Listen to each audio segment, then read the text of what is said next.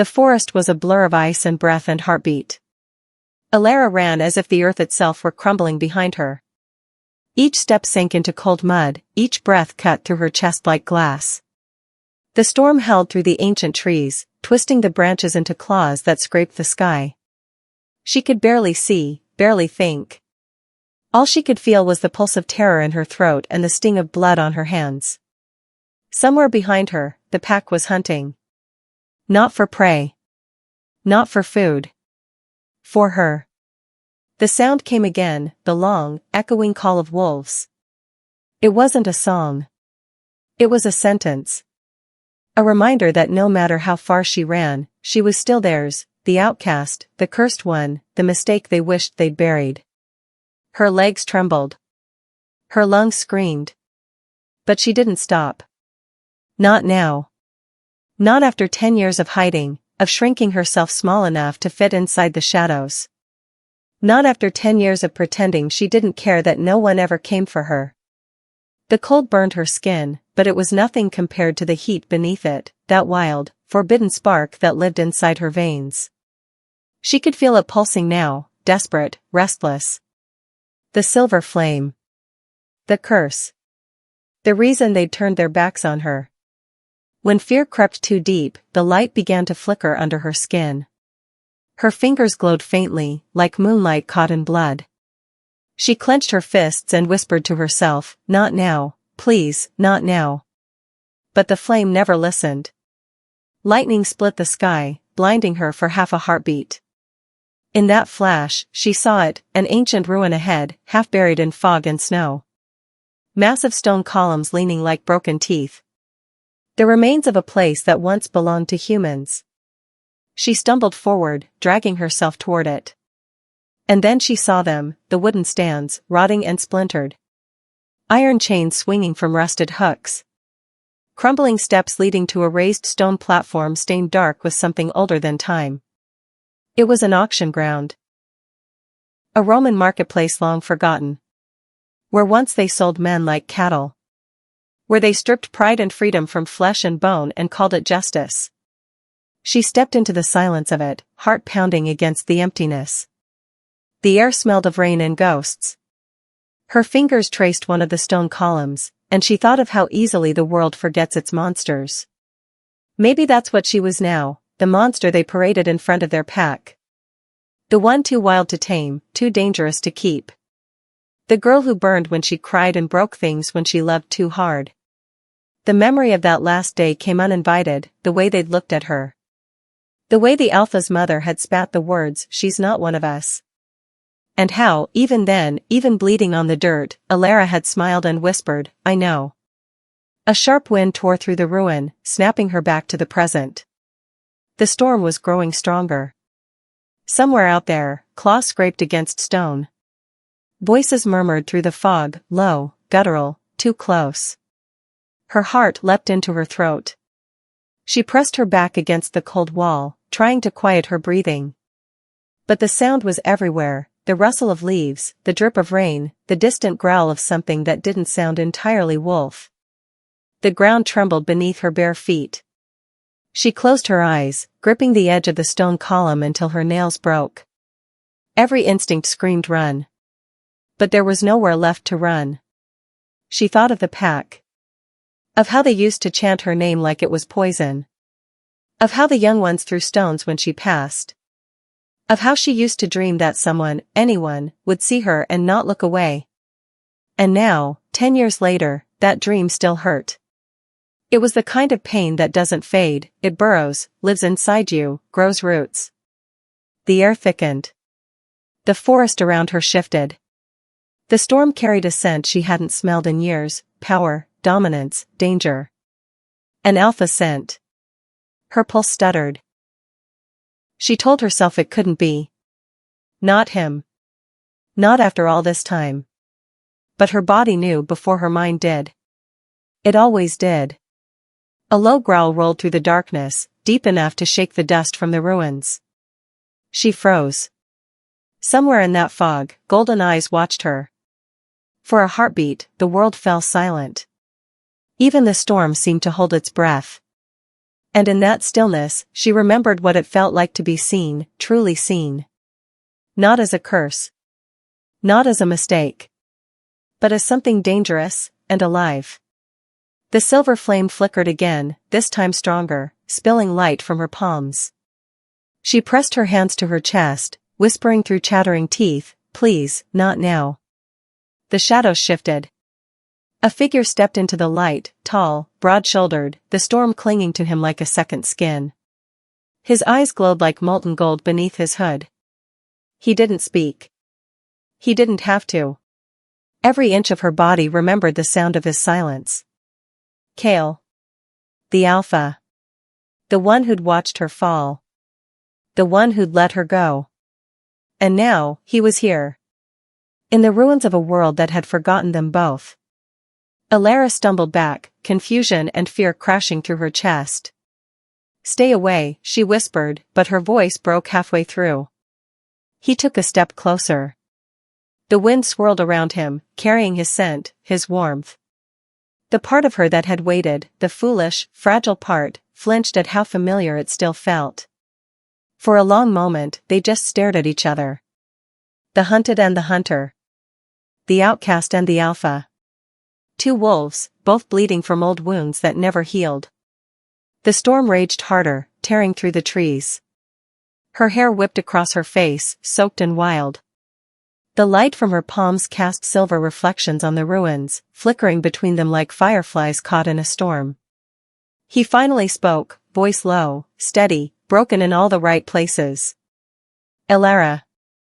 Her name in his mouth felt like a wound reopening. 10 years of silence shattered in 2 syllables.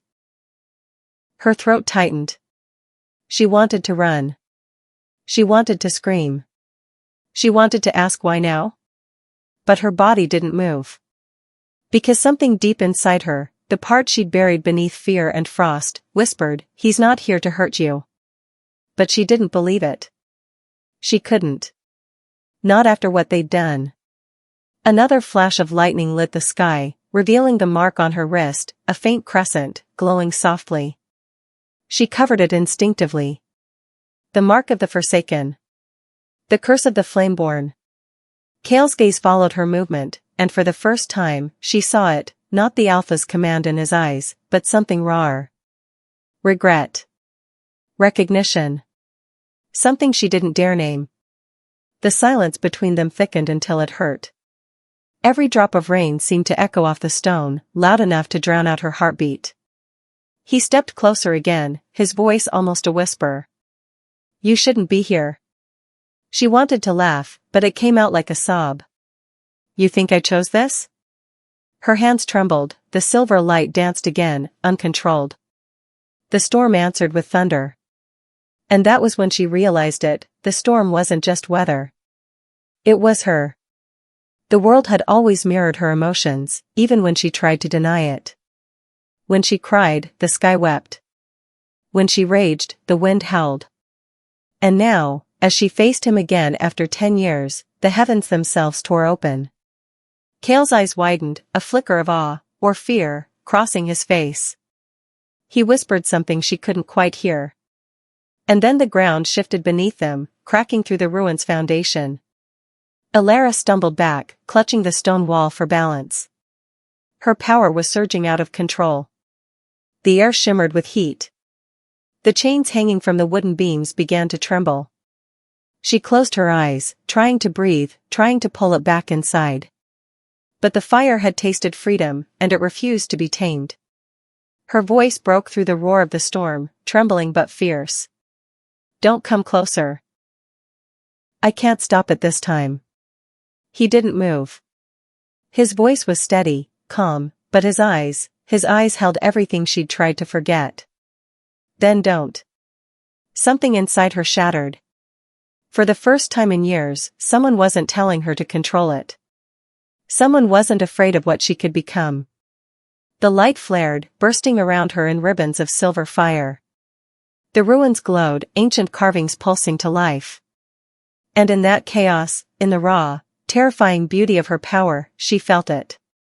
The bond. The pull. The truth she'd spent 10 years running from.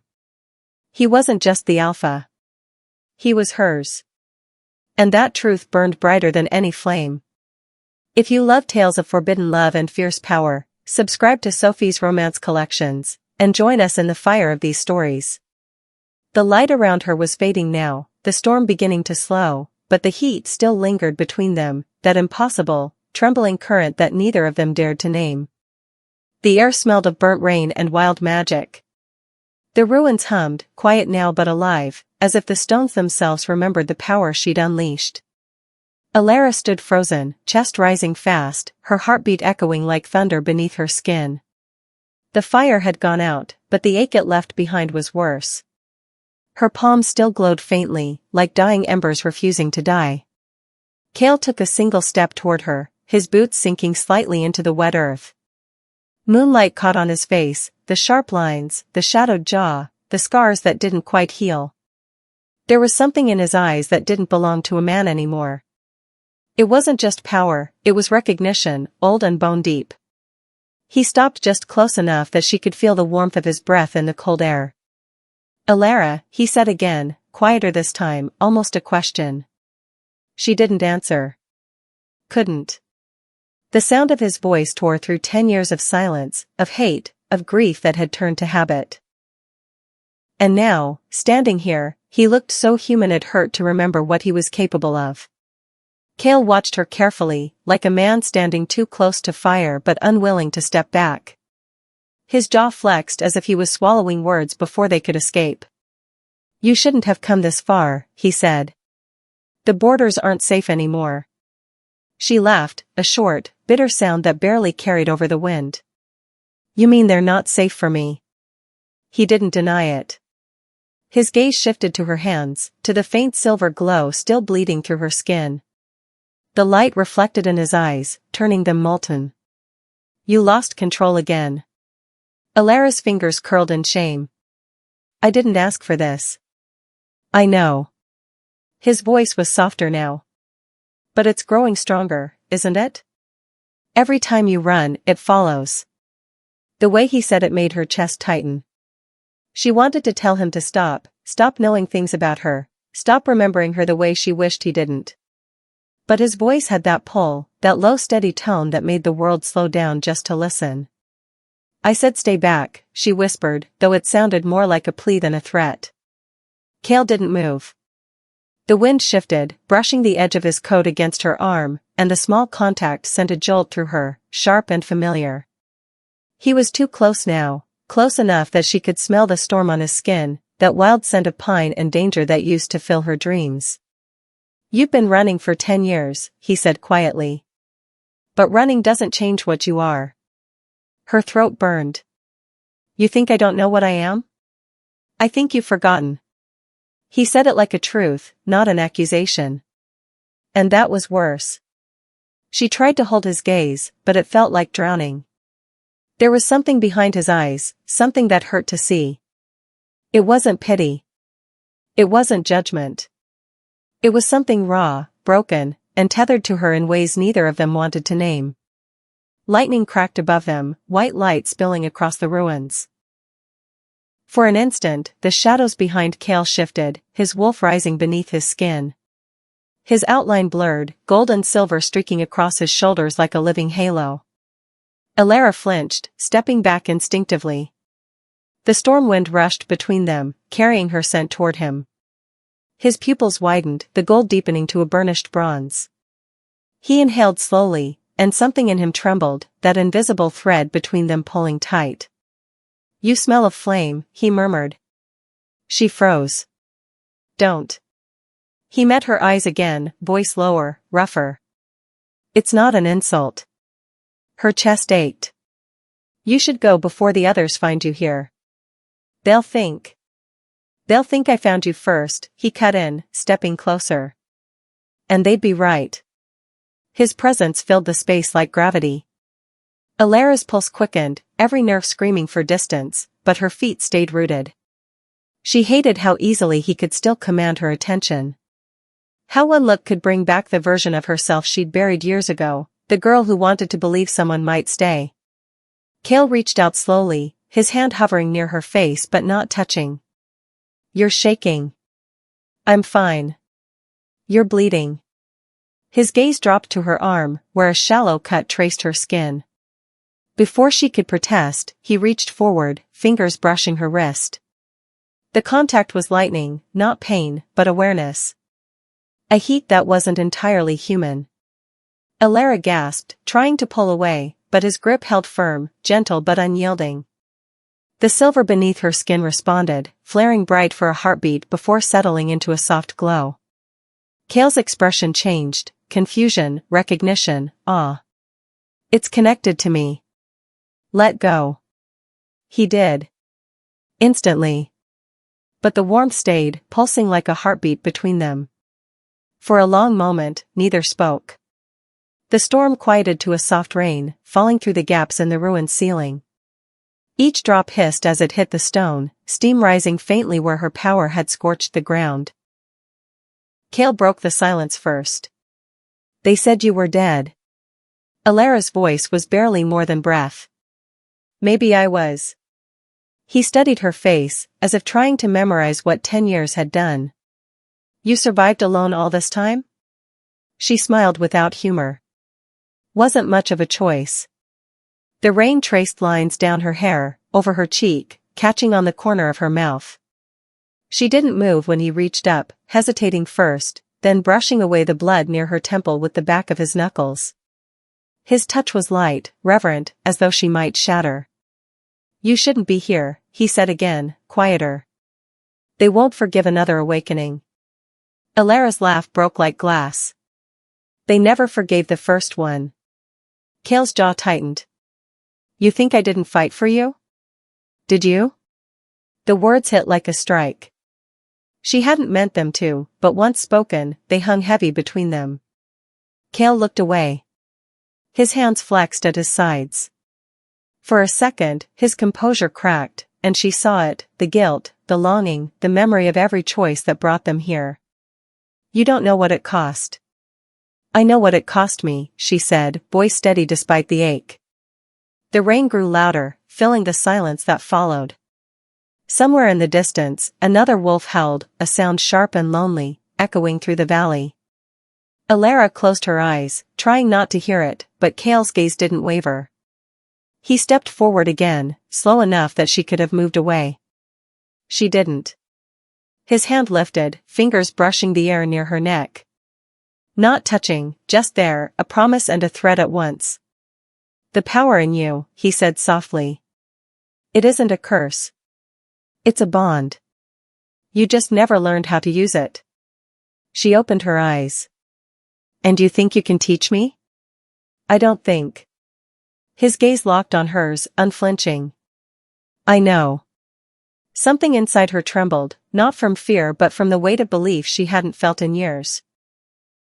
For so long, she'd been told she was wrong, dangerous, unworthy of control. Now he stood before her, soaked and scarred and stubborn enough to say otherwise. The storm around them began to fade into mist. The air was heavy with that strange, electric stillness that comes after lightning strikes. Every breath carried the scent of rain and earth and something older, something wilder. Elara took a small step back, searching for distance that no longer existed. Why are you really here, Kael? He hesitated, and for the first time, the alpha looked uncertain. Because the world is changing. And whether you like it or not, it starts with you. Her pulse stilled. You're lying. He shook his head slowly. You feel it, don't you? The pull beneath the storm. The way the earth listens when you breathe. She wanted to deny it. To call him cruel for reminding her of what she'd buried. But even now, she could feel it, that thrum under her skin, the way the air seemed to bend when she whispered, the way his voice steadied the chaos in her chest. What do you want from me? She asked finally. His answer was almost too quiet to hear. To stop pretending you're not one of us. Elara's lips parted, words caught behind her teeth. The ache in her chest spread wider. One of you? You mean the pack that left me to die? The pack that feared you, he corrected. Not because you were weak. Because you were stronger than all of them combined. The truth in his tone made her flinch. Kael took another step, his presence wrapping around her like heat. They called you a curse. But I saw what you were before they broke you. She whispered, and what was that? He looked at her like a man seeing sunrise after years of night. Mine. The word hung there, not an order, not a claim, but something older. Something her body remembered even when her mind refused to. Elara's breath caught. Every instinct screamed to run, but she couldn't. The distance between them was gone, and the space filled with the weight of everything unsaid, the pain, the longing, the years of exile that couldn't erase what bound them.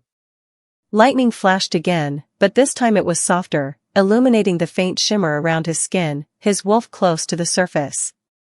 Gold and silver threads of energy rippled through the air, touching hers, answering her flame with light.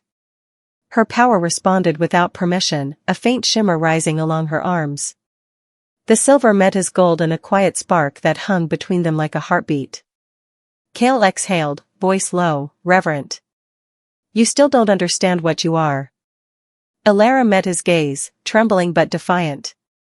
Then tell me. He smiled faintly, not joy, but something sadder, gentler. You are the storm they can't cage. The fire that remembers its own name. For a moment, neither of them moved. The ruins breathed around them, ancient stones whispering in the rain. The world felt small, just two figures in a forgotten place, bound by something older than the pack, older than blood. And then the sound came again, distant footsteps, the snap of branches. Other wolves. The hunters closing in. Kael's expression hardened. He turned toward the sound, body tensing. His eyes glowed brighter, the alpha rising behind them. They followed you. Elara's heart lurched. No. They followed you. He glanced back at her, something fierce in his gaze. Stay behind me. Before she could argue, the wind shifted, and the scent of danger hit them both. But in that heartbeat, as the world tilted toward chaos once more, Elara realized something she'd never admit aloud. For the first time in years, she didn't feel alone. The forest had gone silent. Even the rain seemed to hold its breath. Kael stood a few paces ahead, shoulders squared, his body coiled in quiet readiness as he scanned the tree line. Every muscle in him knew danger when it drew close. Every part of him ached to fight. But Elara couldn't move. The world around her blurred at the edges, her breath catching in that narrow space between fear and memory. She'd heard that sound before, the distant tread of pursuit. It had haunted her for years, following her through valleys and ruined sanctuaries, through nights where she couldn't tell if the howls belonged to wolves or ghosts. The noise snapped something open inside her, and the past came spilling out like broken glass.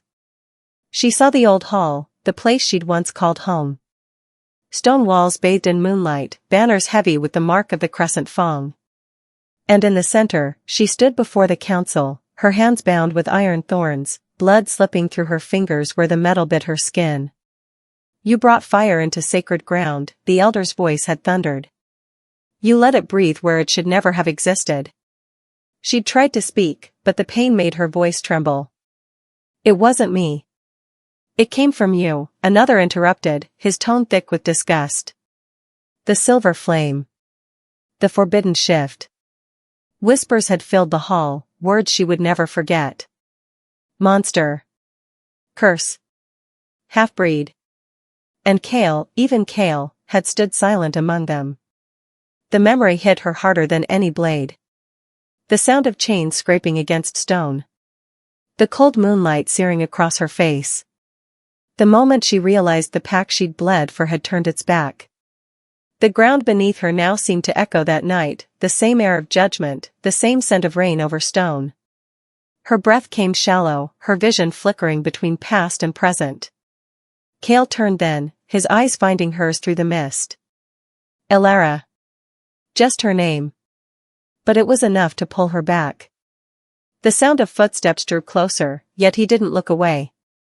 You're shaking again. She tried to steady her hands. They won't stop until they find me. They won't touch you, he said. Not while I'm here. She wanted to believe that. She wanted to believe the promise in his voice, but belief had been the first thing her exile took from her. Her pulse raced. The forest around them seemed alive, every shadow breathing. The scent of wet earth mingled with smoke as faint traces of her power began to stir again beneath her skin. The silver light, buried deep for so long, responded to her fear like a living thing. Kael saw it. His gaze darkened. "You're losing control." She bit back the tremor in her voice. "I'm trying not to." "Stop trying. Breathe." His tone cut through the panic, steady, commanding, dangerous in its calm. She obeyed before she realized it, inhaling sharply, exhaling through the ache in her chest. The silver dimmed, settling just beneath her skin, but its pulse remained, hot and restless. Kael took a step closer. "What you carry, it's not just power. It's calling to something older." "I know what it is," she whispered. His eyes flickered, gold brightening like dawn through storm clouds. "Do you?" Her throat tightened. "I was born of a bloodline that should have died 1,000 years ago." "The flame isn't magic, Kael. It's memory." He waited. She looked past him, toward the ruins. Long before the packs took their oaths, before the laws that banished fire, there were wolves who burned with it. They said the moon gave them light, but the flame came from within, a reflection of her heart. The first flamebearers. Kael's jaw tightened. The prophecy. She nodded faintly. A curse disguised as salvation. The one who carries the silver flame will be the bridge between light and ruin. They believed it meant the end of balance. So they hunted every bloodline born with the mark. Kael's expression darkened. "And you're the last." Elara met his eyes. "The last they know of." The silence that followed was heavy. The rain had stopped completely now, leaving only the dripping of leaves and the distant echo of approaching wolves. Kael exhaled slowly, his breath clouding the air. "You survived alone all this time, carrying that inside you?" She almost laughed, but the sound caught in her throat. "Survival isn't living. It's waiting for the day it finally ends." Her words landed like stones. Kael's gaze softened, but the tension in his shoulders didn't ease. He looked as if he wanted to reach for her, to anchor her to something solid, but he didn't. Maybe he knew she'd break if he did. "Why didn't you come to me?" he asked finally. Elara's eyes lifted sharply. "You think I didn't try?" The memory hit her like fire. The night she'd escaped. The forest aflame with her own power. The sound of howls turning to screams. She'd run to the borders, bleeding and terrified, calling for him, calling until her voice broke. But the only answer had been silence. "I called for you," she whispered. "You never came." Kael's jaw clenched, his eyes darkening. "I was told you were gone. That there was nothing left to find." Her laughter was hollow. "And you believed them?" He stepped closer, rain-soaked hair falling over his brow. "I buried what I found, Elara. Your cloak. Your scent. Your blood on the stones. I thought I failed you." The confession hung heavy between them. Her pulse faltered, her breath catching in the gravity of his words. For the first time, she saw the truth in his eyes, the grief he'd hidden behind years of command. "You didn't fail me," she said softly. "You let them decide what I was." Kael flinched. The truth cut deeper than any accusation. Elara turned away, staring into the dark where the trees whispered secrets of their own. The silver beneath her skin pulsed faintly, responding to the rise and fall of her emotions. It had always been tied to feeling, to rage, to loss, to the unbearable ache of love unreturned. She remembered the first time it appeared, years ago, on the eve of her initiation. They had gathered under the full moon, the entire pack watching. She had shifted, her body trembling with the sacred pain of transformation, but when her fur caught the moonlight, it shimmered silver instead of black. The crowd gasped.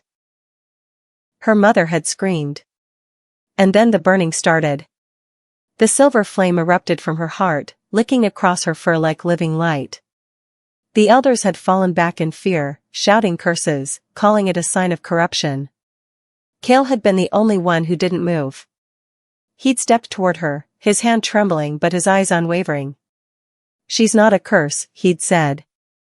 "She's the moon's answer." But even that moment couldn't save her. By dawn, they had bound her wrists and chained her power. Now, standing before him again, that same fire stirred, not with rage, but with sorrow so deep it hurt to breathe. Kael's voice broke through the silence. "You were never meant to live in exile." Elara met his gaze, the faint light of her power reflecting in her eyes. "Maybe exile is the only place the cursed belong." "You still think that's what you are?" Her lips trembled. "You think I don't remember what happened to my mother? To everyone who carried this before me?" Kael's expression shifted, pain flashing across his features. "She tried to hide me," Elara continued, voice low. "Tried to make me forget what I was. But they found her. Burned her alive for harboring the flame. I watched it happen. I was 8. The words broke something in the air. The forest seemed to bow under their weight. Kael closed his eyes, every muscle in him drawn tight, as if the memory belonged to him too. "Elara." "Don't," she said sharply. "Don't say you're sorry. You weren't there." The silence that followed was raw. The kind that strips the soul bare. Kael opened his eyes again, and this time, there was no command in them, only sorrow. "If I could go back, I would burn the world before letting them touch you." The word slipped out like a vow.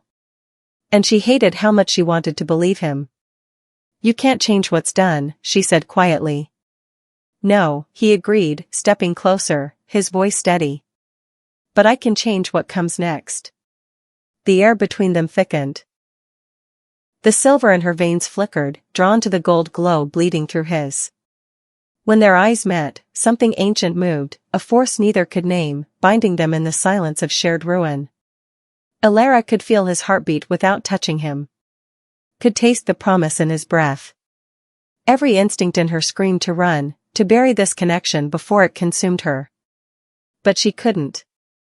"Why now?" she whispered. "After all these years, why find me?"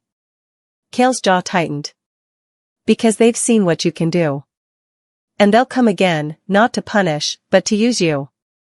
Her blood ran cold. "Use me for what?" "The prophecy," he said, his voice dark. "They believe the one who bears the silver flame can open the boundary, the veil between the mortal and the divine. If they find you first, they'll tear the world apart trying to control it." "And if you find me?" His gaze didn't waver. "Then maybe the world still stands a chance." Her throat tightened. "You're asking me to trust you again." "I'm not asking," he said softly. "I'm reminding you who you were before they made you afraid." She wanted to look away, but his words pinned her there. Every piece of her that had forgotten what it meant to belong stirred in defiance. Every scar she'd learned to hide burned anew. "Tell me, Elara," Kael said quietly. "When you close your eyes at night, what do you see?" She hesitated. Then, barely above a whisper, "Fire. And your face in it." Something in him broke then. The mask, the restraint, gone. He stepped forward, his hand reaching up, fingers tracing the line of her jaw. The touch was slow, reverent, as if he was afraid she'd vanish. "Elara," he breathed, her name sounding like a prayer. The silver flared beneath her skin, answering his warmth. Sparks shimmered between them, soft at first, then brighter, twin forces recognizing each other after years apart. And for one impossible heartbeat, the world felt whole again. But the forest stirred. The hunters were near now, close enough that the earth itself seemed to shudder beneath their approach. Kael's expression hardened, the alpha rising behind his calm. "Stay close," he said. She nodded, but her eyes never left his. Somewhere deep inside, beneath the fear, beneath the ache of years lost, something awakened, a flicker of defiance wrapped in hope. She wasn't the broken exile anymore. She was the last flame-bearer. And for the first time, she began to believe that maybe, just maybe, the world had been wrong about her all along. The night grew quieter as they pressed deeper into the forest. The air felt older here, thicker, almost reverent, as if every breath carried the weight of something that had watched them long before they were born. The path wound downward through tangled roots and mist until the trees began to part. Moonlight spilled through a clearing, pale and unearthly, revealing a ruin that did not belong to any living world. It was a shrine, ancient, Roman in structure but reclaimed by time. Vines crept through its fractured archways, curling around the marble pillars that still dared to stand. The ground was littered with fragments of carved stone, inscriptions worn by centuries of wind. And at its center, a raised altar glowed faintly beneath the touch of the moon. Elara froze at the edge of the clearing. The sight of it sent something sharp through her chest, recognition that made no sense. She had never been here before, and yet every step forward felt like returning home after an eternity of wandering. Kael stood beside her, silent. His gaze swept the ruins with a kind of reverent unease, as if even his wolf could sense the tremor of something sacred. The faint wind shifted, carrying with it the scent of cold ash and blooming night flowers, the perfume of old rituals. The air hummed. And then she heard it. Not a voice, exactly. More like an echo that trembled inside her bones. A whisper older than language itself. Child of the flame. The words weren't sound, they were presence, pressing against her heart, her pulse, her breath. Her knees weakened. The silver light within her stirred, pulsing like a heartbeat she didn't control. Beneath her palms, the ground warmed.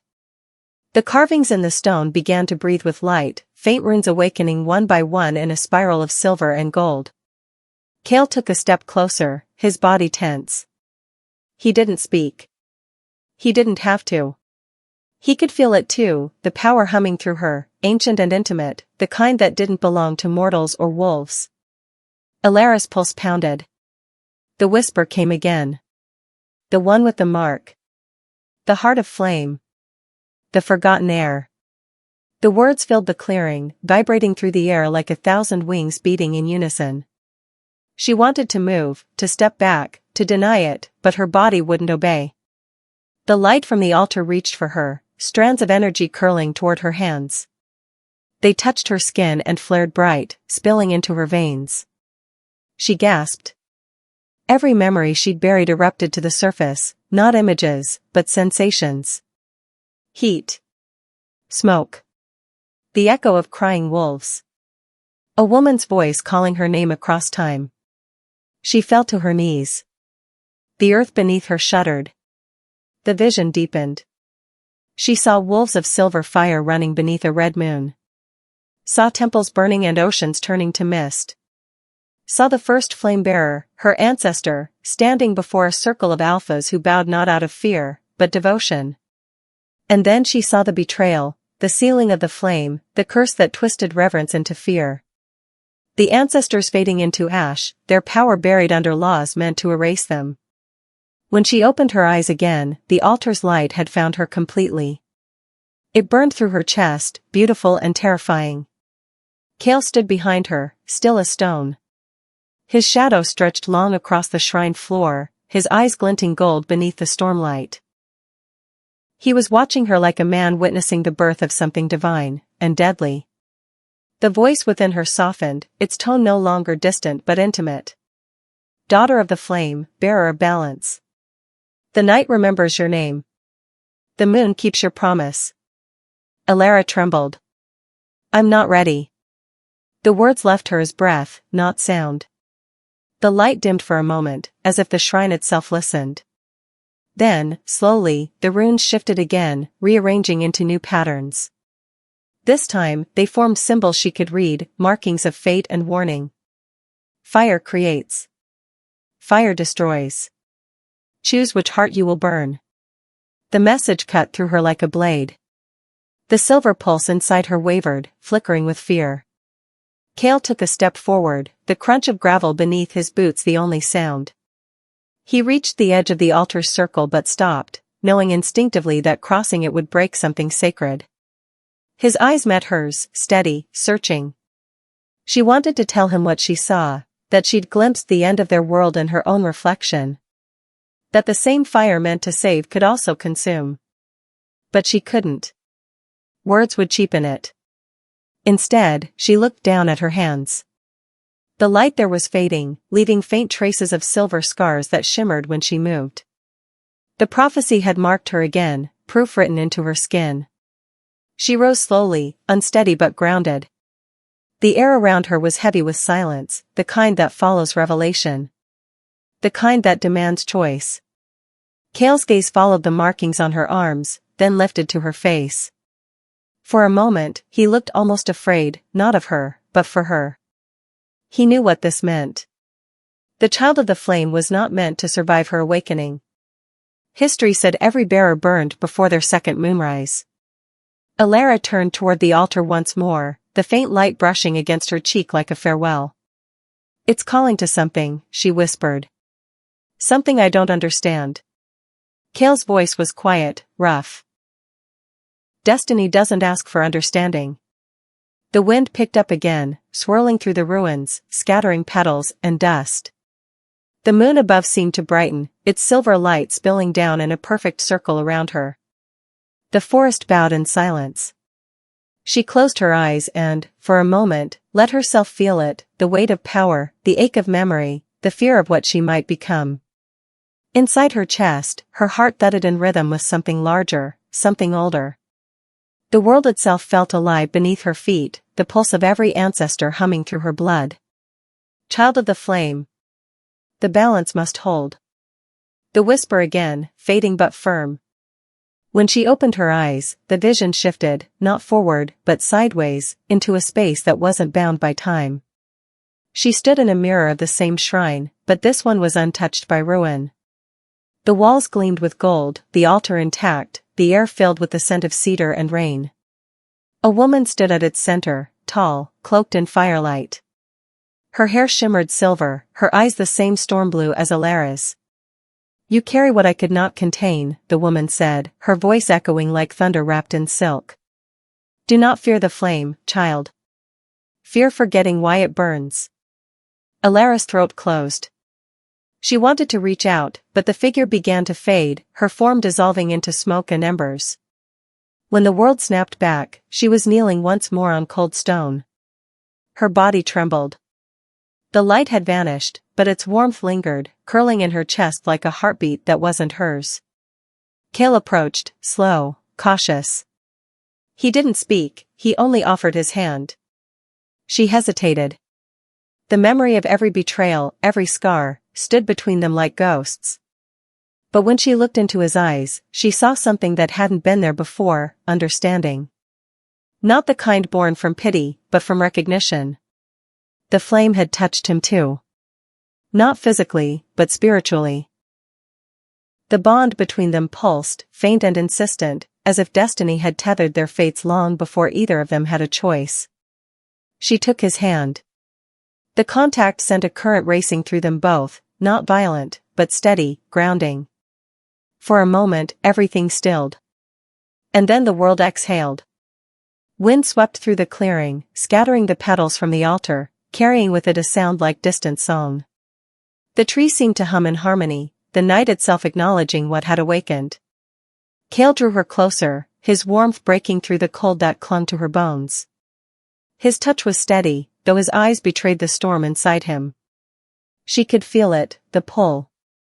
Not just attraction, but recognition. The kind that transcended flesh and found its echo in the soul. Every instinct in her screamed to run from it. But destiny didn't chase, it waited. She looked up at him, her breath catching in the moonlight. "Why does it feel like I've stood here before?" His voice was quiet, reverent. "Because you have."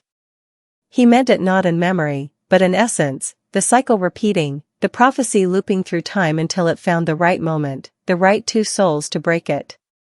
The altar flickered once more, faint but deliberate, as if agreeing. Elara glanced down at the marks on her skin. The silver lines glowed softly, shaped now like twin crescent moons intertwined, the mark of balance. The whisper came one last time, almost tender. "One flame divided shall find its mirror." Together, they will restore what was broken, or end all that remains. Then the light was gone. The clearing dimmed. The forest resumed its breath. Elara stood there, changed, not in form, but in knowing. Kael didn't move for a long time. His eyes stayed on her, a question forming behind the gold. He knew she wouldn't answer yet. Some truths had to be carried in silence until they were ready to burn. The night deepened. The wind shifted again, and in its whisper came a warning neither could name. Somewhere beyond the trees, the others were coming, drawn by the same light that had just crowned her. And though the prophecy had called her child of the flame, it had also marked her with something far more dangerous. Choice. And choice, in a world ruled by wolves and power, was the most dangerous weapon of all. The night turned sharp. The forest no longer whispered, it watched. Elara felt it first. A shift in the air. The silence between the trees thickened until even her breath sounded too loud. Kael's hand tightened slightly around hers, the smallest warning. He had already sensed it. The rhythm of the forest had changed. Something unnatural moved within it. From the shadows beyond the ruins, faint eyes flickered, yellow, red, and then black. Wolves. Dozens of them. Their movements too precise to be feral. They circled the clearing with the patience of predators who had already chosen their prey. Kael's jaw clenched. He didn't need to look to know who commanded them. A shape emerged from the tree line, tall, broad-shouldered, wrapped in a dark cloak that caught the moonlight like oil. His presence cut through the night like a blade. Every wolf in the clearing lowered its head as he stepped forward. Ronan. The rival alpha. His pack called themselves the Shadow Wolves, creatures born from the darker bloodlines, those who had once sworn loyalty to the Moon Court but broke away when prophecy divided them. They didn't serve light or balance. They served power. And now, power had drawn them here. Elara felt their eyes on her, not with awe, but with contempt. They could smell it, the lingering pulse of silver fire beneath her skin. Her mark was visible even in the dark, faintly glowing, betraying her no matter how she tried to hide it. Kael stepped slightly ahead of her, the instinct of a protector he couldn't suppress. But even he knew what this looked like, the alpha of the Stormfang standing beside a woman the prophecy named cursed. Ronan stopped at the edge of the ancient shrine. His boots crushed the fallen petals from the altar as he surveyed the scene. The ruins, the faint shimmer of old magic, and the mark on Elara's arm. His smile was thin and cold. The kind that hides violence beneath restraint. The air grew heavy. The shadow wolves fanned out, their formation deliberate, pushing Kael and Elara back toward the altar. The scent of ash filled the clearing. Tension tightened the air like wire. Kael's voice, when it finally came, was low enough to make the ground seem to vibrate. You shouldn't be here. Ronan's answer was almost a whisper, but every wolf heard it. Neither should she. And though the prophecy had called her child of the flame, the last word carried accusation and fear. The kind that spreads faster than truth. The others emerged now, Kael's own pack, drawn by the noise, slipping through the shadows to stand behind their alpha. But they hesitated when they saw who faced them. Two packs, one prophecy, and a bond no one wanted to name. Elara felt every gaze turn toward her. Judgment.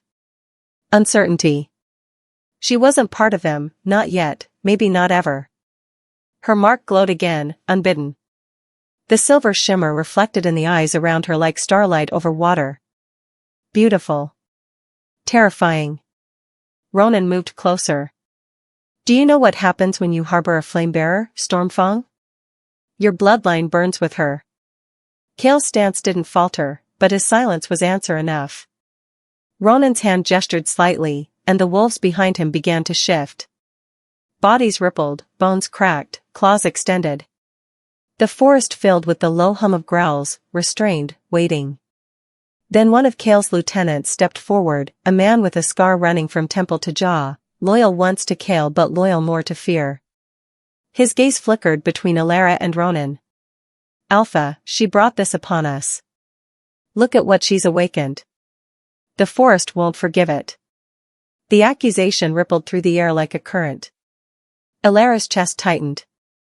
Every instinct screamed to speak, to defend herself, but something deeper warned her to stay silent.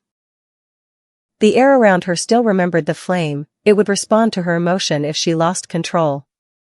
Kael's glare silenced the murmurs, but doubt had already begun to seed itself among his own. Ronan saw it and smiled. You see? Even your pack smells the truth. She isn't a blessing. She's a weapon. The word hung in the air like frost. Something cracked in Elara's chest, not fear, but the ache of being known only by the power that cursed her. The shadow wolves advanced. Kael's voice cut through the rising growls. You'll leave now. Ronan's eyes darkened. You're protecting her. It wasn't a question. Lightning split the sky, silent but blinding. The tree swayed under the sudden wind. The energy building in the clearing was no longer just between wolves, the forest itself was reacting. The first clash came not from command but instinct. One of Ronan's wolves lunged, a blur of black fur and red eyes. Kael moved before thought, intercepting the strike with a growl that split the air. The impact sent both tumbling through stone and dirt. Chaos erupted. Wolves collided in flashes of fur and blood. The sound of snapping branches, snarling throats, and cracking bones filled the shrine. The moonlight turned the scene into silver carnage. Elara moved back, instinct warring with power. She could feel it rising, the silver fire, begging to be released. Her palms burned, light pulsing beneath her skin in rhythm with her heartbeat. She tried to suppress it, to control it, but every cry of pain from Kael tore through that fragile restraint. He fought like the storm itself, relentless and precise, but the shadow wolves were many. Their formation was designed to corner, to exhaust, to kill. Elara's breath came fast, shallow. The scent of blood hit her, his blood. Something inside her broke. The flame surged. Her eyes flooded with silver light. The ground trembled. The runes around the altar reignited, responding to her pain. Energy rippled outward. A wave of heat and brilliance that threw wolves backward, both friend and foe. For a heartbeat, everything stopped. The night held its breath. Elara stood at the center of it, haloed in light. The air around her shimmered like a mirage, bending reality itself. Every wolf could feel it, the raw, unfiltered essence of the ancient bloodline. The flame-bearer. Ronan staggered to his feet, his cloak torn, his eyes wide. You see, he shouted above the roar. She'll destroy us all. The accusation sparked panic.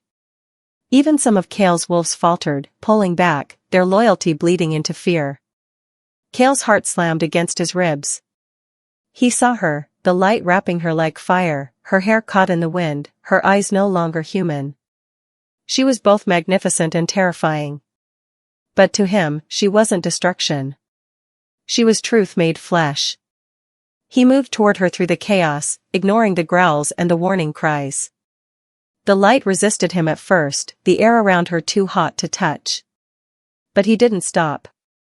When he reached her, he didn't speak. He simply reached out, his hand steady, his gaze locked on hers. The flame recognized him. The storm in his blood met the fire in hers, two forces born to oppose yet complete one another. The light around her dimmed, settling into a slow pulse. The forest began to breathe again. But the reprieve was brief. Ronan recovered quickly, his rage sharp. You've chosen her over your pack. Over your kind. He raised his hand, and his wolf surged once more. Kael turned, pulling Elara behind him just as the shadow wolves charged. The clash this time was wilder, fueled by desperation and betrayal. The world blurred into movement and noise, claws against stone, growls that split the night, the metallic scent of blood mingling with the sweet burn of magic. Elara tried to control the flame again, to direct it without letting it consume her. It obeyed halfway, forming streams of silver light that coiled around her arms like serpents. When she thrust her palms forward, the energy erupted outward in arcs that scorched the ground, forcing the attackers back. But every burst weakened her.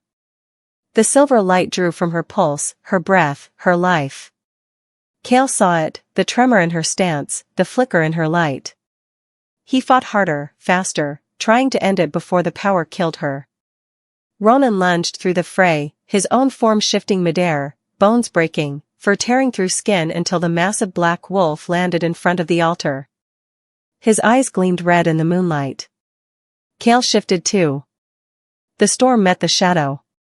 Their collision was cataclysmic, two alphas bound by old bloodlines, their power shaking the very ground. Every impact sent shockwaves through the clearing. The ruins cracked. Trees splintered. The moon seemed to waver above them. Elara stumbled, her vision blurring between light and darkness. The battle felt distant now, like sound underwater. She could hear the echoes of the ancient whisper again, fire creates. Fire destroys. Her knees hit the ground.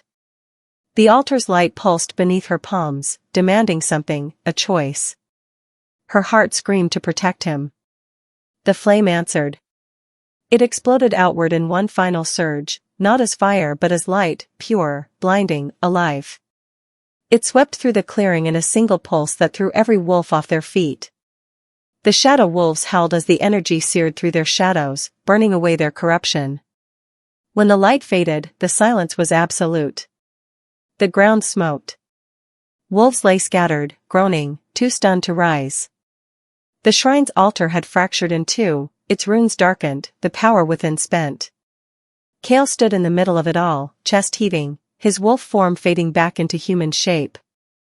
His body bore cuts and bruises, but his eyes were on her, always on her. Elara knelt amid the ruin, motionless. The glow around her was gone.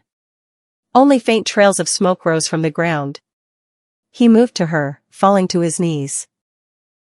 Her pulse was faint, her skin cold. The silver marks had dulled to gray. "Stay with me," he breathed, voice barely audible. Her eyes fluttered open. The world around them blurred into muted shapes, broken stone, fallen wolves, the distant echo of the forest regaining its rhythm. Ronan was gone. Fled, or swallowed by the dark. Kael held her close. The air smelled of smoke and iron. His chest ached with everything unsaid, love, fear, fury.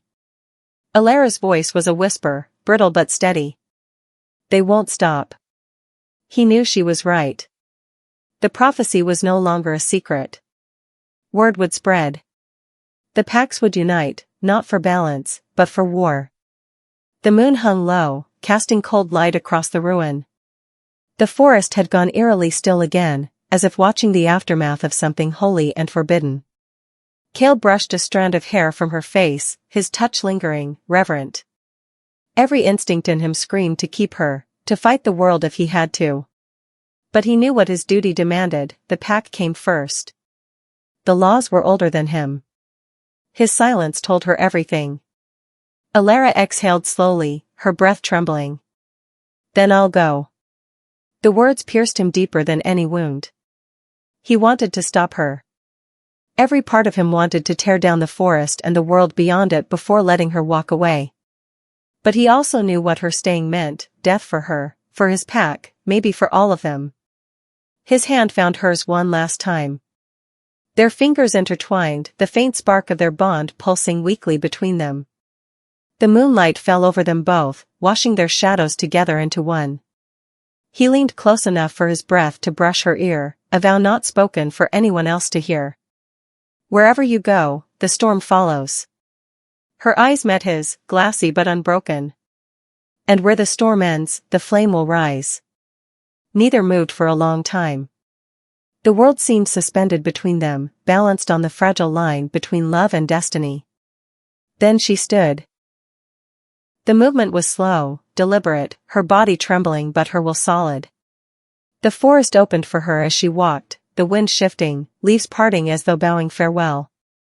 Kael remained kneeling in the ruins, blood on his hands, the scent of her still in the air. Around him, his wolves began to stir, some limping, some silent.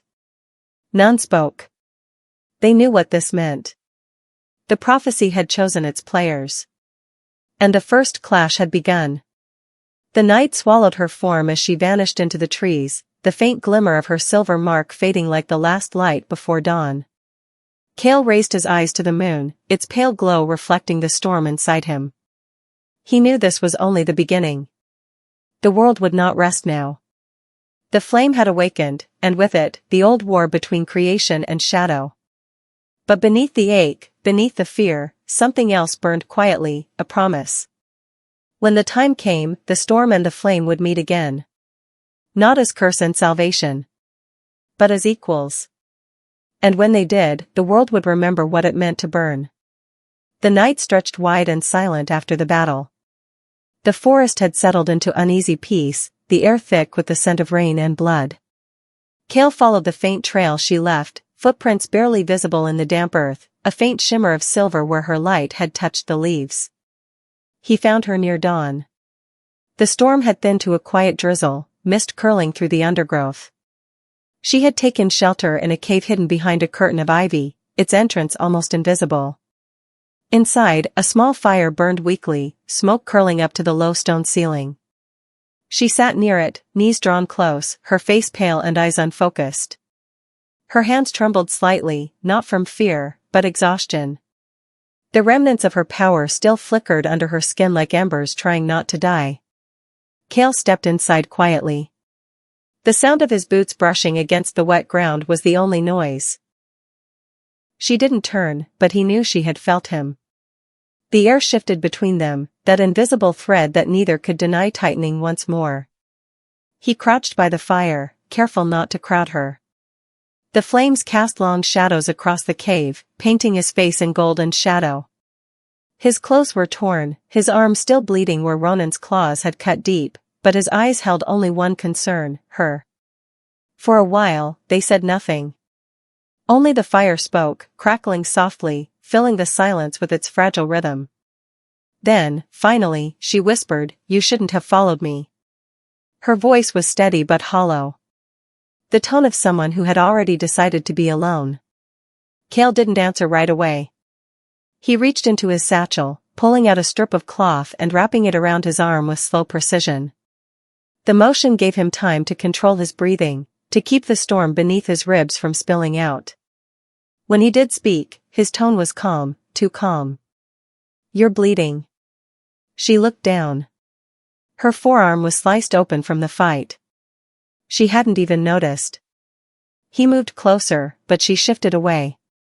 Reflex, not rejection, but it still hit him like one. "I can handle it," she murmured. He didn't argue. Instead, he tore another strip of cloth and placed it on the ground beside her. "Then handle it." For a moment, it was just the two of them and the sound of the rain outside. The faint echo of thunder rolled in the distance, a reminder that the storm hadn't truly ended. She tried to clean the wound herself, but her hands shook too much. The blood kept running, staining her palms. Kael reached out again, slower this time, letting his touch hover near hers before making contact. "Let me," he said quietly. Something in his voice made her stop resisting. Maybe it was the exhaustion, maybe the warmth in his tone, or maybe it was the way he said it, not as an order but as an offering. She nodded once. He worked in silence, pressing the cloth to her wound. His fingers brushed her skin, rough and careful all at once. She felt the heat of him, the steady heartbeat, the restraint it took for him to stay gentle. The silence between them grew heavier, but not uncomfortable. It was filled with things neither of them knew how to say. When he finished, she looked at him, really looked. The streak of dirt across his cheek, the small cut on his brow, the exhaustion hiding behind his eyes. She had only ever seen him as power, an alpha, a leader, something untouchable. But now, under the soft light of the fire, he looked human. "You should go back," she said. "They'll need you." He shook his head. "They'll survive a night without me." She frowned. "And if they think you're with me?" He didn't hesitate. "They'd be right." Her throat tightened. "You'll lose them." Then they were never mine to lose. The words hit her harder than he intended. She turned away, staring into the fire. The flames reflected in her eyes, bright, alive, restless. Just like her. She exhaled slowly. You don't understand what they're saying about me. About what I am. I know enough. No, she said softly. You don't. Her fingers dug into her knees. The flicker of flame in her palms betrayed the emotion she was trying to hold back. They think I was born to end them. And sometimes, I think they're right. Kael's gaze softened. He leaned forward, his voice low, deliberate. You saved them tonight. I destroyed the shrine. You saved them, he repeated, firmer. I saw it. She shook her head, her hair falling around her face. You saw power. Not control. I can't stop it when it comes. I feel it rising, and it doesn't care what I want. It just takes. Her voice cracked. What if next time it takes you too? Kael didn't flinch. Then I'll take it back. The answer made her chest ache. He looked at her like no one ever had, not as a threat, not as a burden, but as something worth standing beside even when it burned. For a moment, neither moved. The air between them felt alive, charged, like the moments before lightning strikes. The fire popped softly. The rain slowed outside. Kael's voice dropped to a whisper. You think you're alone in this. But you're not the only one who's lost control. She turned toward him slowly, unsure if she wanted to hear what came next. He stared into the fire, eyes distant. When I first took the Alpha's mark, I swore I'd never lose another battle. That oath nearly killed my brother. Elara's breath caught. He had never spoken of his past, not to her, not to anyone. I thought being strong meant never bending, he said. When he fell, I realized I'd been leading a pack, but not protecting it. Power without purpose isn't strength. It's hunger. The words hung between them, raw and unguarded. She studied him quietly, the way his shoulders carried more than scars, the weight of choices he'd never forgiven himself for. It made him feel real in a way she hadn't expected. I didn't know, she said softly. Few do.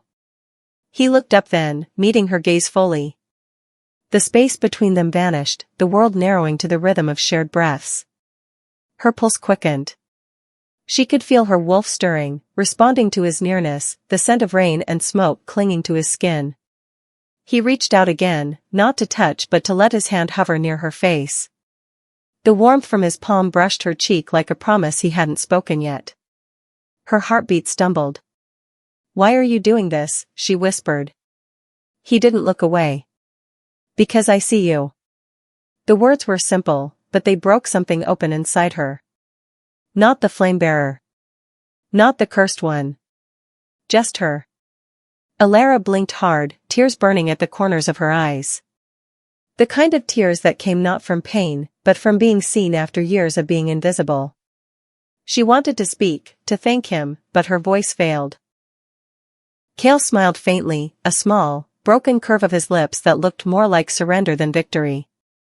All of you, he added quietly. Even the parts you're trying to hide. Her chest tightened. She didn't move, afraid that if she did, the moment would shatter. The fire crackled louder, the shadows on the walls flickering like ghosts. The cave felt smaller now, the air warmer. His hand dropped slowly to his side, but the heat of it lingered. Their eyes stayed locked, caught between restraint and need. For a heartbeat, the world stopped.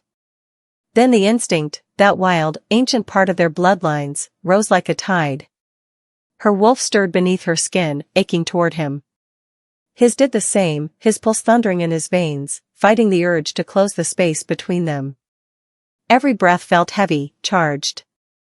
He leaned in slightly, not enough to touch, but close enough for her to feel the warmth radiating off him. The scent of pine and storm filled the air, drowning out everything else. Her lips parted on a breath she couldn't control. Kael froze, his control razor thin. If I kiss you now, he murmured, voice low, rough, I won't stop. Her heart raced. Then don't. But even as she said it, she knew, it wasn't time. The prophecy, the pack, the war outside this small cave, it all hung between them like a blade. He pulled back, just enough to breathe again. His chest rose and fell fast, his jaw tight with the effort it took to stay still. Her pulse thundered in her ears. The tension between them burned hotter than any flame she could summon. Kael turned away slightly, raking a hand through his hair. "You should rest." "I can't," she said softly. He looked at her again. "Then close your eyes. I'll keep watch." The way he said it, steady, protective, final, made something deep inside her unclench. She didn't trust easily, but with him, it felt less like risk and more like gravity. She lay back slowly, using her cloak as a pillow. The firelight painted his silhouette on the wall, tall, still, unwavering. Her breathing slowed. The sound of rain returned, softer now, mingling with the crackle of fire. As sleep crept closer, she heard him whisper something she almost thought she imagined. "Trust me, or leave." The words drifted through the quiet, low enough to sound like a thought escaping him rather than something meant to be heard. But she heard it. Every syllable. Her lips curved faintly, the smallest smile breaking through exhaustion. "I'm still here," she whispered back. Kael's eyes softened, though she didn't see it. He stayed awake until dawn, watching the fire fade, the first hint of morning slipping through the cave mouth. Outside, the forest began to stir again, cautious, as if testing the world after what it had witnessed. Inside, two souls bound by blood, fear, and something neither dared name yet, lay in fragile peace. For now, that was enough. But both knew what waited beyond the cave walls, a war between prophecy and love, between duty and desire. And when it came, the choice they'd made tonight, to see, to stay, to trust, would be the only thing that kept them from falling apart. The council hall was carved from the mountain itself, cold stone walls slick with moss, the scent of wet earth mingling with the metallic tang of fear. Torches lined the perimeter, their flames thin and shivering as if they too sensed what was about to unravel. The air was thick, heavy enough that every breath felt like swallowing shards of ice. Elara stood near the entrance, her pulse steady but shallow, her fingers trembling where they brushed the edge of her cloak. Kael was already inside, seated among the elders, his silhouette rigid, outlined by firelight that flickered against his jaw. The murmurs were low at first, questions, whispers, the kind of sounds that lived on the edge of cruelty. Then came the scrape of chairs, the rise of a single voice, sharp and sure. "She carries the mark," the elder said, voice cracking the silence like a whip. "The child of flame. The one our ancestors warned us about." For a heartbeat, no one moved. The room itself seemed to hold its breath. Then came the swell of outrage, voices overlapping, accusations spilling into the air. Words like curse, betrayal, and end of the pack echoed through the hall. Elara's body stiffened, she could feel the familiar burn beneath her skin, that restless energy coiling deep inside her chest, begging to break free. Kael's gaze found her through the chaos. For a moment, everything else vanished, the noise, the council, the torches. Just his eyes, dark with conflict, searching hers for truth.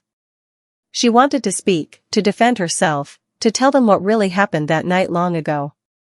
But her throat closed around the words, strangled by fear. The elder stepped forward, his shadow cutting through the firelight.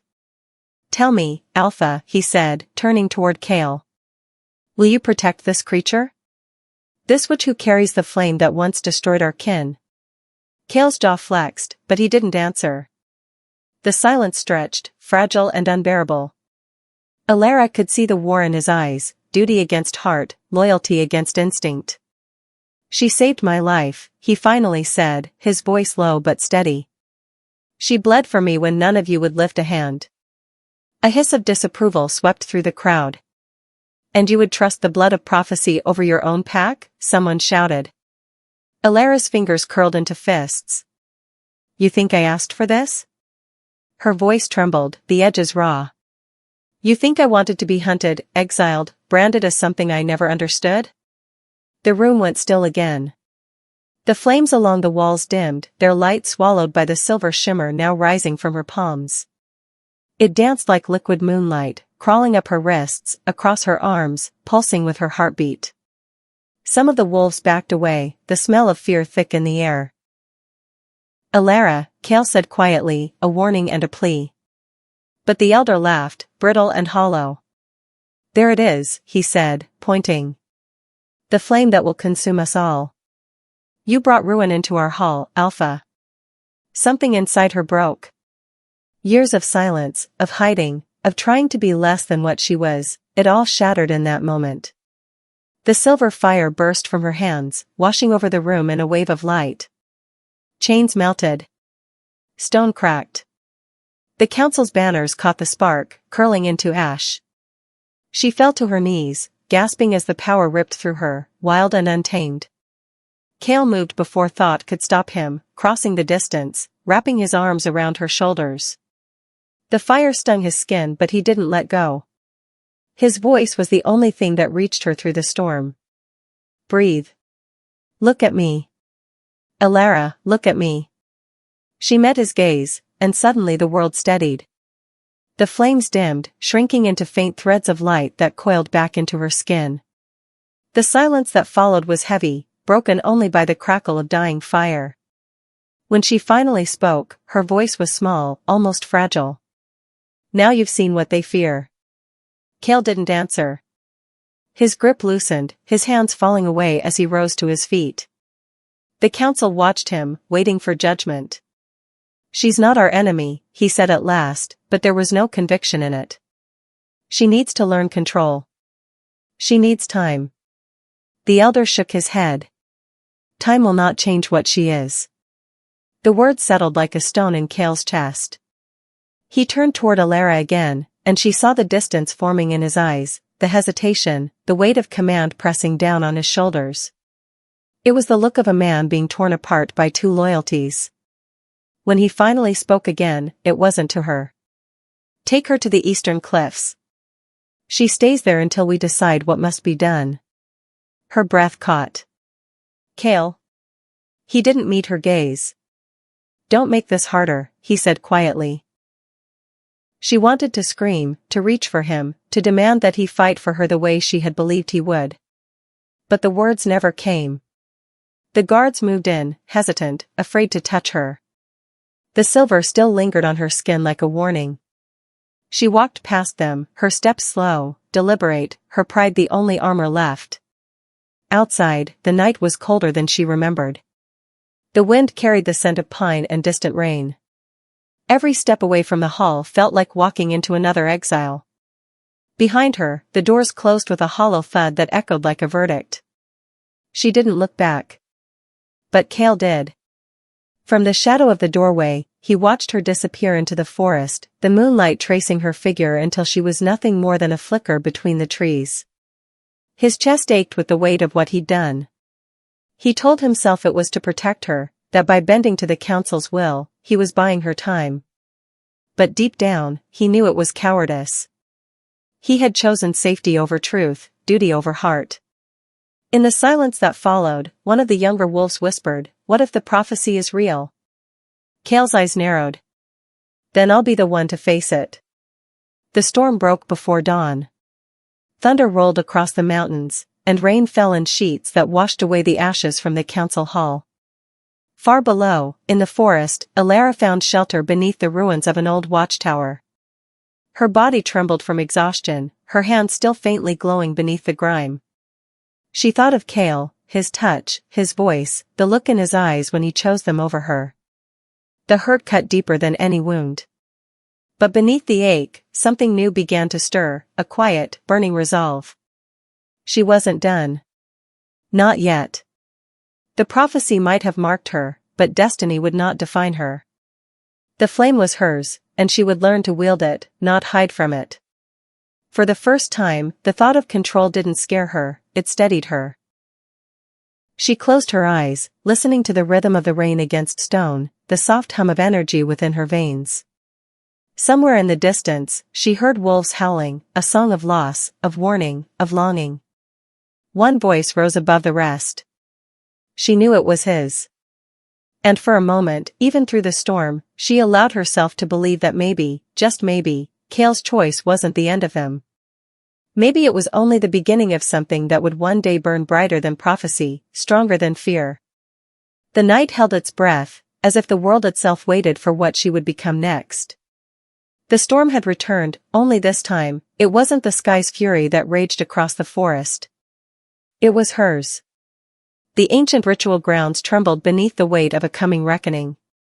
Moonlight broke through a torn canopy, casting jagged streaks of silver across cracked stone and overgrown roots. The air was thick with the scent of rain, blood, and fear. The wind carried whispers, old voices that had once called her child of flame, now murmuring through the trees like a forgotten hymn awakening. Elara stood at the center of the chaos, her hair matted to her face, her chest heaving as her bare feet pressed into the cold, sacred earth. Around her, wolves fought, some to protect her, others to destroy her. The rival Alpha, eyes gleaming with hunger for power, chanted words stolen from the old tongue. The ritual circle pulsed with crimson light, feeding on the fear of those trapped inside. Kael tore through the fray, his movements precise, primal, desperate. The sight of her standing alone amid the storm twisted something inside him. He had seen power before, but never like this, never so raw, so alive, so impossible to control. Elara, he shouted above the roar of wind and claws and chaos. You have to stop this. But she didn't move. Her eyes glowed like molten silver, unfocused yet anciently aware. The flame had returned. Not a flicker this time, but a full blaze, alive beneath her skin, shaping the air around her. It hummed like a pulse, a heartbeat made of light. The ground split with a deafening crack. Stone gave way beneath the circle, exposing the carved symbols that had slept for centuries. The rival Alpha staggered back, eyes wide. She'll tear the world apart, he bellowed. Elara's voice was steady, calm, a voice not entirely her own. No, she said, the sound echoing in layers, her tone overlapping with the resonance of something older, something divine. I am the balance you tried to destroy. Lightning struck the shrine, white fire racing across the carvings. The red glow turned silver. Every breath of wind bent toward her, every shadow trembled in her light. The wolves stopped fighting, mesmerized by what she was becoming. Kael approached her slowly, blood running down his arm, his chest rising and falling with exhaustion. Elara, he said softly, come back to me. Her gaze flicked toward him, sharp as a blade. Back? Her voice trembled between rage and heartbreak. Back to what, Kael? The pack that would see me burned? The man who chose their fear over me? He took another step, ignoring the heat that radiated from her like a living inferno. I chose wrong, he admitted, his voice breaking with it. I chose safety when I should have chosen you. The words cut through her power like a sudden gust of wind, flickering the silver flame that surrounded her. But the moment of stillness shattered as the rival Alpha lunged. Kael moved faster than thought, intercepting him mid-leap, the sound of claws meeting flesh tearing through the night. The rival Alpha slammed into Kael with a growl that shook the trees, but Kael didn't yield. The two collided in a blur of fury and instinct. Elara's breath hitched. The flame inside her responded to her fear, surging outward, wrapping the battlefield in shimmering light. Her eyes locked on Kael as he fought. A blur of muscle and shadow, blood and determination. And for the first time, she felt it, not just power, but purpose. The whispers of her ancestors grew louder, urgent, circling her mind like a storm of memory. You are not their weapon. You are not their fear. You are not their sacrifice. The words rooted deep. Her body began to change, bones shifting, tendons stretching, skin dissolving into pure light. Her wolf form emerged, but it was unlike any ever seen. No fur, no shadow, only silver flame, shaped like the memory of a creature made of starlight and fury. Her howl split the heavens. The rival Alpha froze mid-fight, his eyes widening in disbelief. The flame wolf's gaze turned toward him, and for the first time, he saw what true power looked like, neither destruction nor chaos, but balance. Kael stumbled back, his chest heaving as he watched her. The light illuminated his face, washing away every shadow that had ever haunted him.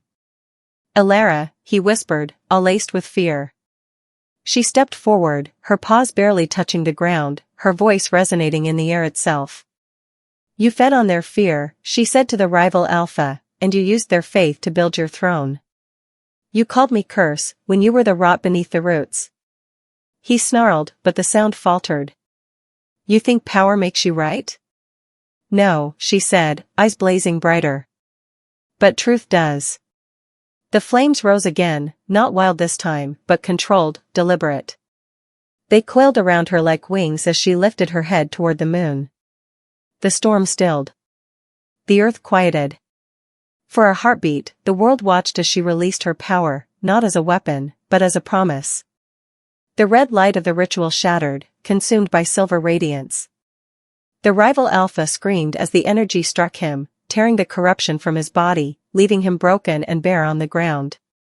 When the light faded, Elara stood at the center once more, human again, trembling but unbroken.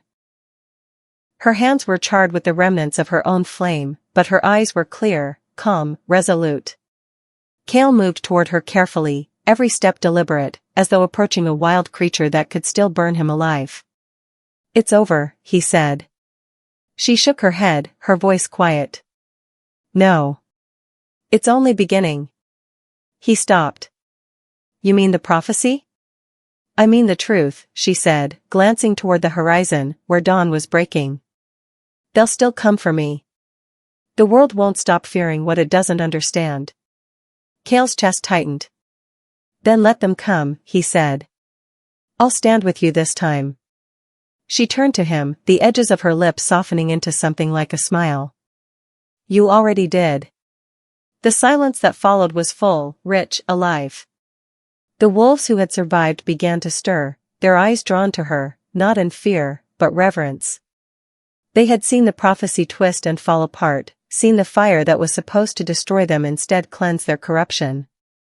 The ruins beneath them pulsed once more, faintly, as though acknowledging her claim. Vines bloomed where the stone had cracked, flowers opening in colors no one had ever seen beneath the moonlight. Elara looked down at her hands, the faint shimmer of power still glinting beneath her skin. For the first time it didn't scare her. It felt like belonging. Like home. She lifted her gaze to Kael, his face streaked with dirt and blood, his expression open and raw.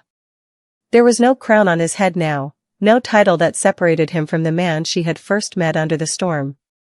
Only honesty. He reached for her, hesitated, then rested his hand against her cheek. You were never the curse, he said. You were the flame we needed to see the truth. Her heart stilled at his words. For so long, she had fought to be seen, to be believed. Now she was both, the girl who had been cast out, and the woman who had burned a prophecy to ash. When the first light of dawn broke across the ruins, it found them standing side by side. The wind had softened, carrying the scent of renewal. In the distance, the forest began to wake, birds calling, rivers whispering through the stone. Elara turned toward the rising sun, her voice steady, her spirit unbroken. I am not your sacrifice, she said, her words carrying through the morning air like a vow. I am the flame that endures. And somewhere deep beneath the earth, the old spirits stirred, their whispers fading into peace. The prophecy had found its balance, not through destruction, but through a heart that refused to break. Kael stood beside her, silent, the heat of her power still clinging to his skin like a promise. He didn't speak, he didn't need to. The look between them said everything. The world would still fear her. The pack would still divide. But they had seen the truth now, and once seen, truth could never be undone. The wind shifted, carrying the scent of smoke and dawn. Together, they turned toward it, walking into the unknown, two wolves bound not by destiny, but by choice. And as they vanished into the forest, the ruins behind them glowed faintly, silver and eternal, the mark of a woman who had once been called a curse, now remembered as the flame that saved them all. The dawn was soft but heavy, the kind that came after nights that changed everything. The air still shimmered faintly with the residue of silver flame. The ruins, half swallowed by roots and mist, glowed with a quiet pulse, as if the earth itself remembered her name. Elara stood at the edge of the clearing, her back to what had been destroyed and her eyes fixed on what waited beyond it. The wind brushed through her hair, carrying the smell of ash, soil, and renewal. Every part of her body trembled from exhaustion, yet something deeper, something new, held her upright. She had no crown. No title. No pack to return to. But she had her truth now. And truth, once claimed, was a kind of power no one could take. Behind her, Kael watched in silence. He had seen many dawns in his life, but never one that made him feel small and human the way this one did. He could still feel her flame against his skin, still hear her voice threaded through the storm that had broken the world open. Part of him wanted to reach for her again, to tell her that what they had now was enough. But another part, older, more honest, knew she wasn't done. Not yet. Her steps were slow when she turned toward him, the faintest hint of color warming her cheeks where the morning light kissed her skin. Her gaze met his. There were no walls left between them, no shadows to hide in. Just two souls standing in the aftermath of everything they'd survived. "Kael," she said softly, her voice carrying the fragility of something sacred. "They'll never stop fearing me." He didn't move. Didn't try to soothe or argue. He only nodded once, eyes steady. "Then let them fear what they don't understand," he said. "And let me stand beside it." The words hung in the air, simple but irrevocable. For a heartbeat, her expression softened. Her lips parted like she might speak, say something that could anchor them both, but the sound that came out wasn't meant for him. It was a whisper to the wind, to the ancestors still lingering in the silence around them. "All I ever wanted was to belong." The forest answered her with quiet birdsong, tentative and small. Kael took a step closer. "You do," he said. "Just not in the way you thought." Her chest rose and fell, eyes glistening. "And if belonging means never being safe?" He gave a small, bitter smile. "Then I'll walk through the fire with you." For a moment, the world felt still again. Their connection, raw, unspoken, was its own kind of storm. It wasn't the fragile attraction of two lost souls anymore. It was something fiercer, something built on the ashes of everything they had both been forced to become. But even as warmth began to settle between them, something else stirred beneath it. A whisper of unease. A sense that the world beyond this clearing had already started to move again, reshaping itself around the flame she'd ignited. Elara turned back toward the ruins. The carvings that had glowed through the night were fading now, the symbols pulsing weakly before sinking back into stone. Yet as she watched, one line, one ancient phrase carved deeper than the rest, remained illuminated. The language was old, older than the packs themselves. But she could feel its meaning inside her, a slow realization blooming behind her ribs. "She is not the end," it said. "She is the beginning." Her breath caught. The words felt both a blessing and a warning. The flame inside her stirred in recognition, like it, too, understood what the world was preparing for. Kael followed her gaze, frowning. "What does it say?" Elara hesitated. "It says this isn't over." The wind changed direction, colder now. The forest seemed to inhale. A low rumble echoed in the distance, faint, but real. The kind of sound that didn't come from thunder or beasts. Something deeper. Ancient. The earth acknowledging what she had awakened. Kael's instinct sharpened instantly. "We should go." She nodded, though her eyes lingered on the ruins a moment longer. The glow dimmed, then died entirely, leaving only the marks of battle and the silence that followed it. They began to walk, through the clearing, through the trees that bent toward her as she passed, as if the forest itself remembered her name now. Neither of them spoke. The quiet between them was thick with everything left unsaid, fear, longing, the fragile threads of trust still binding them together. When they reached the ridge that overlooked the valley, Elara stopped. The wind tugged at her hair, lifting strands of silver that caught the morning sun. From here, the world seemed endless. Beautiful. Dangerous. Kael stood beside her, watching the horizon. You changed everything, he said quietly. Her voice trembled with honesty. I didn't want to. I just wanted to be free. And you are, he said.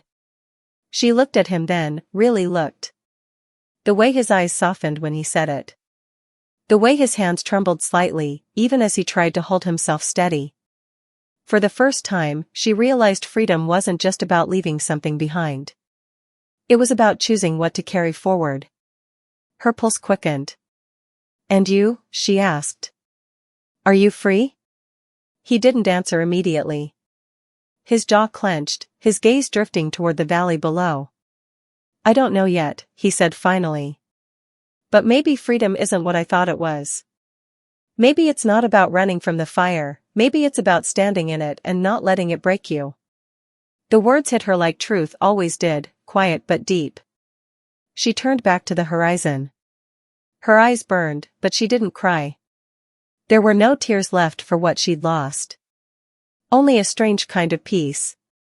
And then, after a long silence, her voice came low, distant. Would you have chosen me? She asked. Kael looked at her sharply. What? She didn't face him. If you hadn't known me, if you'd only heard the stories they told, the cursed girl, the one who burned the packhouse, the one who carried forbidden blood, would you have chosen me?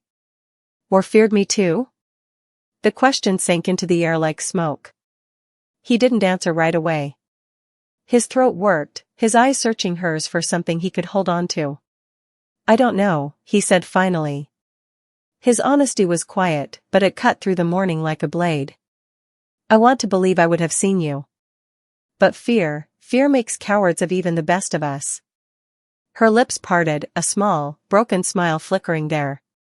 Then maybe that's what we have to change, she said. Not just the prophecy. Not just the power. But the way they see what they don't understand. He nodded, slow, almost reverent. Then we change it. The words became a promise between them. Fragile, uncertain, but real. As they turned toward the forest again, the light shifted one last time.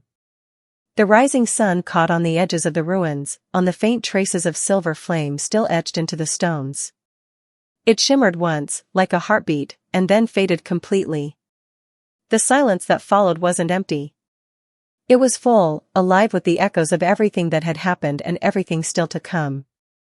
The wind carried her whisper, soft but steady, like the first note of a song no one had sung in centuries.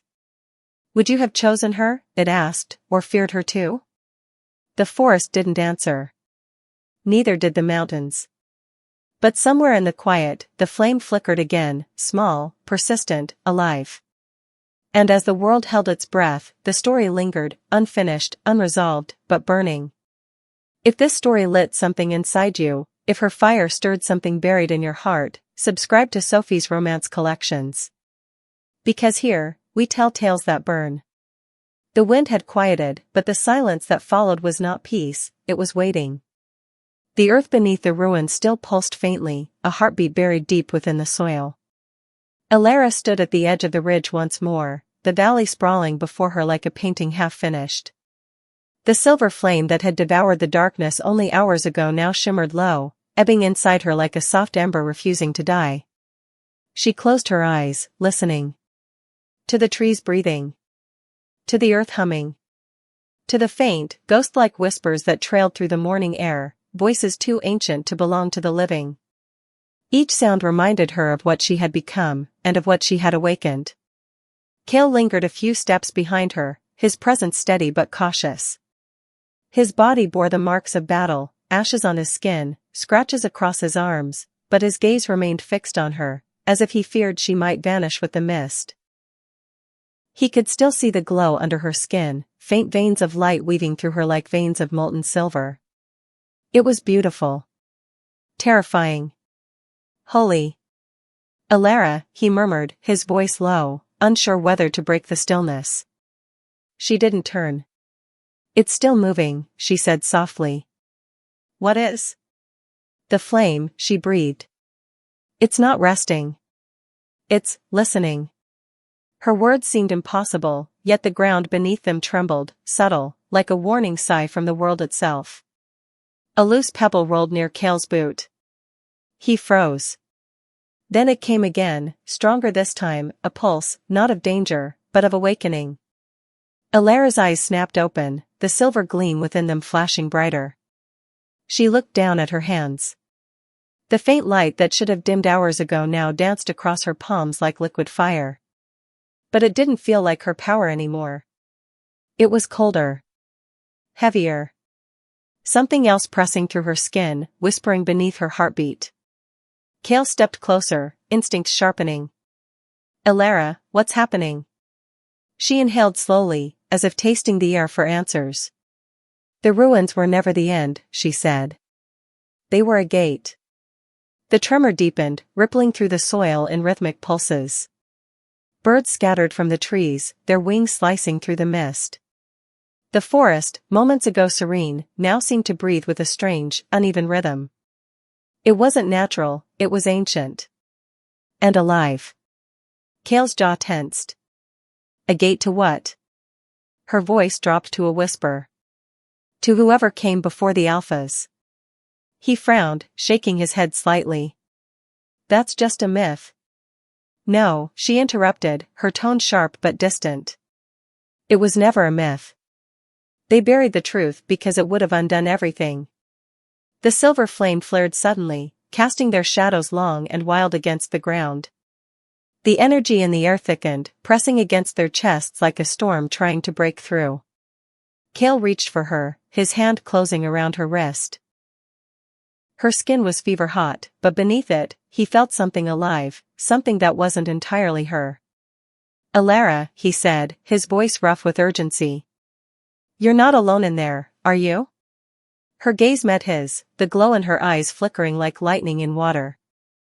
I don't think I ever was. The words hit him with the force of truth. His grip tightened, grounding her even as the wind began to howl around them.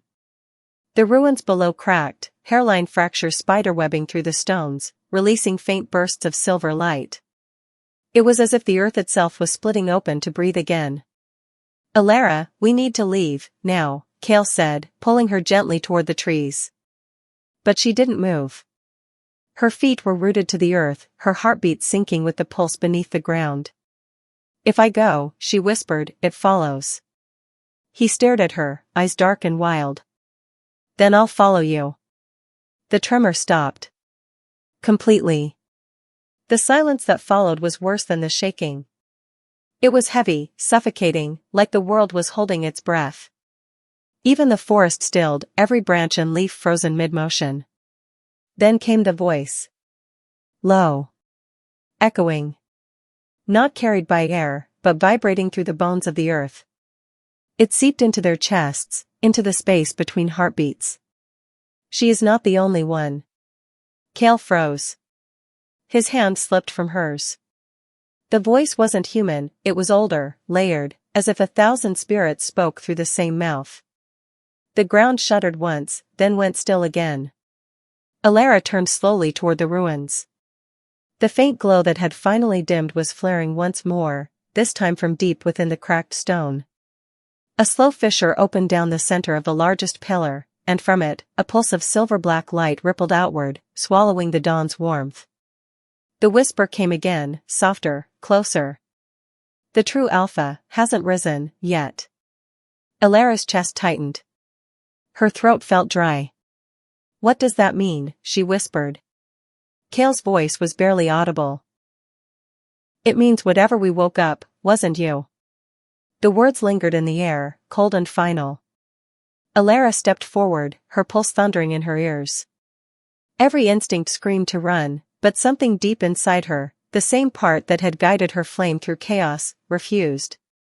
She needed to see. Needed to know. She crouched before the cracked stone, her fingers hovering inches above the glowing fissure. The light responded, swirling upward like mist, wrapping around her hand in tendrils of shimmering smoke. It didn't burn. It didn't hurt. It just recognized her. Kael reached out again. Elara, stop. The light snapped like a whip, and he stumbled back, the air thick with heat and static. The energy coiled around her arm, sinking beneath her skin. Her breath hitched, and then the glow was gone. Silence fell again. The stone lay still. The forest dared to breathe. But Kael saw it, the faint, new pattern glowing beneath her collarbone. A mark. A symbol. Not one she had carried before. "Elara," he said carefully, "look at me." She did. And when she did, he saw it, the shift in her eyes.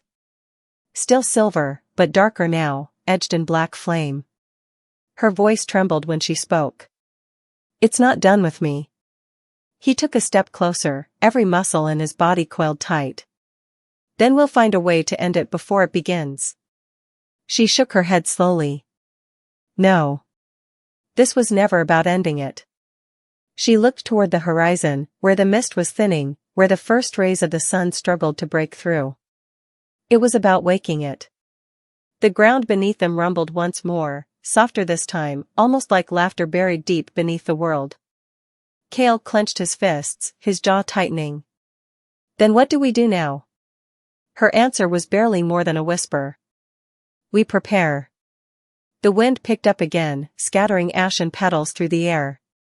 The ruins began to crumble, piece by piece, until all that was left was the mark in the soil and the faint shimmer of her flame lingering in the mist. Elara turned from the ruins, her expression unreadable. The silver light under her skin dimmed to a soft pulse, steady, alive. Kael walked beside her in silence, his mind burning with questions he wasn't sure he wanted answered. They didn't speak again until the trees swallowed them whole. Behind them, the ground where the fissure had opened glowed once more, faint but deliberate, a single symbol etched into the earth. It pulsed once, twice, like a living heartbeat. Then it vanished. The voice returned one last time, quieter, almost tender. "She will burn the dawn, but the night belongs to me." A gust of cold wind swept through the forest, extinguishing the last remnants of silver flame. And just before the screen of mist closed entirely behind them, a flicker of movement stirred among the ruins, something crawling from the shadow of stone, silver eyes watching from the dark. The world shifted again. The story was not over. Soft, haunting strings fade in. A whisper like the echo of Elara's own breath drifts through the fading light. "She is not the only one." Then, silence. And from the silence, a spark, one final flicker of silver, burning faintly in the dark. The music swells, a low, ominous hum threaded with the pulse of something ancient and awakening. The screen fades to black. This isn't over.